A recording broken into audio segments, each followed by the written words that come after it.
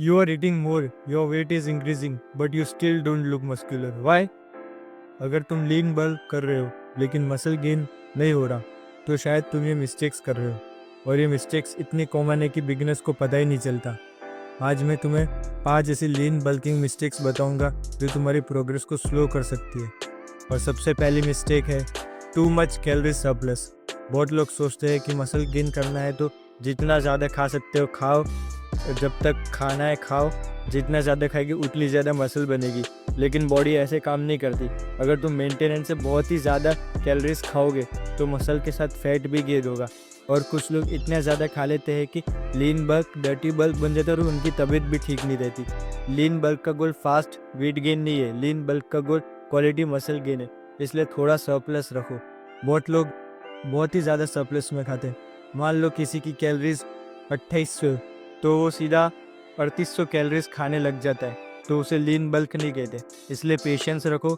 Muscle building marathon है, sprint नहीं। और मिस्टेक नंबर 2 है not eating enough protein. Protein की मैं पहले भी बात कर चुका हूँ। ये सबसे इम्पोर्टेंट मैक्रोन्यूट्रिएंट है। इमेजिन तुम एक घर बना रहे हो लेकिन ब्रिक्स ही नहीं है, तो घर कैसे बनेगा? प्रोटीन मसल्स की बिल्डिंग ब्लॉक्स है। और कैलोरीज हाई है लेकिन प्रोटीन लो है, तो बॉडी को मसल बिल्ड करने के लिए इनफ मटेरियल नहीं मिलेगा। बहुत लोग सिर्फ कैलोरीज काउंट करते हैं, प्रोटीन काउंट ही नहीं करते और फिर बोलते कि मसल गेन ही नहीं हो रहा। मसल गेन प्रोटीन की वजह से ही होता है। लीन बल्क में प्रोटीन सबसे इम्पोर्टेंट न्यूट्रिएंट में से एक है। हमें प्रोटीन कितना लेना चाहिए, बहुत लोग पूछते हैं। मेरे हिसाब से हमें अपने वज़न का 2 kg प्रोटीन लेना चाहिए। फॉर एग्जांपल किसी का वज़न 65 kg है तो उसको 130 kg लेना चाहिए। पर ऐसा नहीं, जो धीरे धीरे स्टार्ट कर रहे हैं उसको धीरे धीरे बढ़ाना चाहिए। अगर वो इतना ज़्यादा एक साथ प्रोटीन लेगा तो उसको डाइजेशन की भी प्रॉब्लम हो सकती है। इसलिए 130 ग्राम प्रोटीन अगर किसी को लेना है तो धीरे धीरे पहले 100 ग्राम, फिर 110 ग्राम और ऐसे बढ़ाते जाने का। और अब मिस्टेक नंबर 3 है ट्रेनिंग विदाउट प्रोग्रेशन, और कह सकते हैं प्रोग्रेसिव ओवरलोड। जिम जाकर सेम वेट उठाना प्रोग्रेस नहीं होती। अगर तुम 3 महीने से सेम डंबल्स यूज़ कर रहे हो, सेम वेट्स यूज़ कर रहे हो, तो बॉडी को ग्रो करने का रीज़न ही नहीं मिलेगा। मसल को चैलेंज चाहिए, थोड़ा ज़्यादा वेट या ज़्यादा रैप्स या बेटर फॉर्म या टेक्निक्स या कुछ ना कुछ इम्प्रूव होना चाहिए। अगर जिम परफॉर्मेंस इम्प्रूव नहीं हो रही तो मसल ग्रोथ भी लिमिटेड हो सकती है। प्रोग्रेसिव ओवरलोड का मतलब क्या है? मान लो तुमने इंक्लाइन डंबल प्रेस के इस हफ्ते 10 kg के और 7 रैप मारे, और अगले हफ्ते तुम्हारे या तो रैप्स बढ़ने चाहिए या तो वेट बढ़ना चाहिए। अगर तुमने 10 kg के अगले हफ्ते 8 रैप भी मारे तो वो प्रोग्रेसिव ओवरलोड कहलाएगा।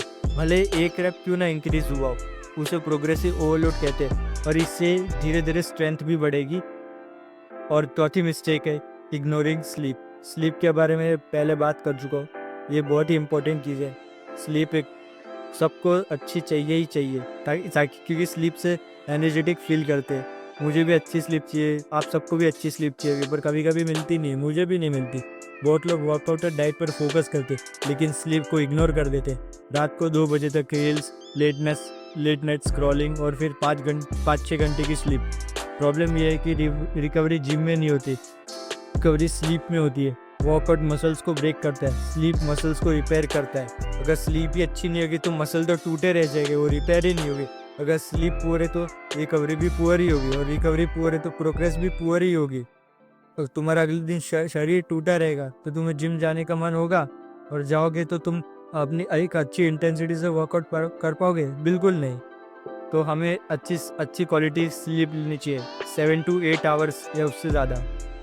और 5वां रीज़न है जो बहुत लोग एक्सेप्ट करते हैं, एक्सपेक्टिंग रिजल्ट्स टू फास्ट। ये सबसे डेंजरस मिस्टेक है। सोशल मीडिया देखकर लगता है कि बॉडी ट्रांसफॉर्मेशन बहुत जल्दी होता है, 30 दिन, 60 दिन, 90 दिन और 120 दिन की, बस इतनी जल्दी। लेकिन रियलिटी डिफरेंट है। Nature muscle building slow process है। और जिन लोगों को तुम देखते हो, क्या वो तुम कंफर्म कर सकते हो नेचुरल है कि नहीं? कभी मंथ्स लगते हैं नोटिसेबल चेंजेस देखने में, और इसी वजह से बहुत लोग जल्दी क्विट कर देते। वो सोचते हैं कि प्लान काम नहीं कर रहा, लेकिन सच ये होता है कि उन्होंने इनफ टाइम नहीं दिया। पेशेंस मसल बिल्डिंग का हिडन सीक्रेट है। सो अब हमें क्या करना चाहिए? लीन बल्क सिंपल है, थोड़ा सा calorie surplus, enough protein, progressive overload, good sleep और कंसिस्टेंसी।